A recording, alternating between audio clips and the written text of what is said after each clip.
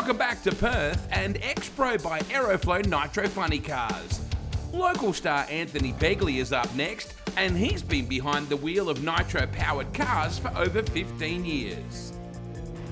I race Nitro funny cars because I'm an adrenaline junkie, and these things are so exciting, and you never know what they're going to do.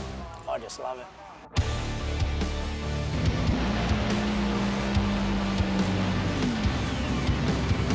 I've always been an adrenaline junkie. I've driven Top Fuel and I enjoy driving Top Fuel, but they're a lot different car to these. There are, you know, you've got the safety of having the motor behind you, you know, they're so volatile, but these things really add another dimension to it as far as, you know, you've got to really steer them to keep them into the groove.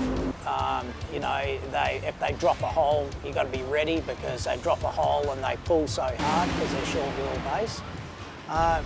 And they're just, you know, they're just an animal. And then on top of that, you've got to worry about if you have an explosion in the motor, the first place it ends up is in your cab where you are.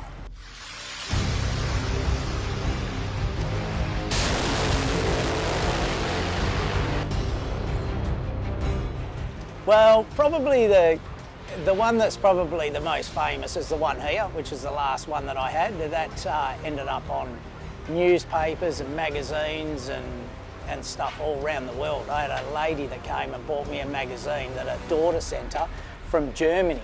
Couldn't understand the writing on it. It probably said something like, "Have a look at this idiot." But you know, it was a great shot. It probably wasn't one of our worst fires we've had. Our one in Sydney in 2013 was probably the worst because that basically wrote the car off.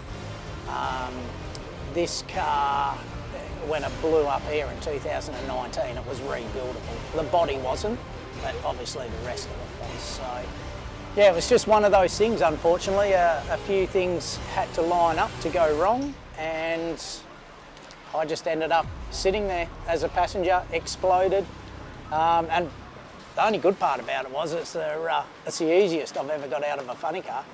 There was no body left.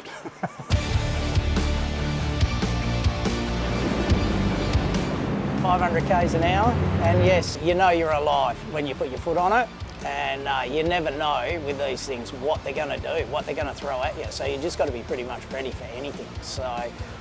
And ultimately, the ideal thing is you just want to be the first one to the end of the track.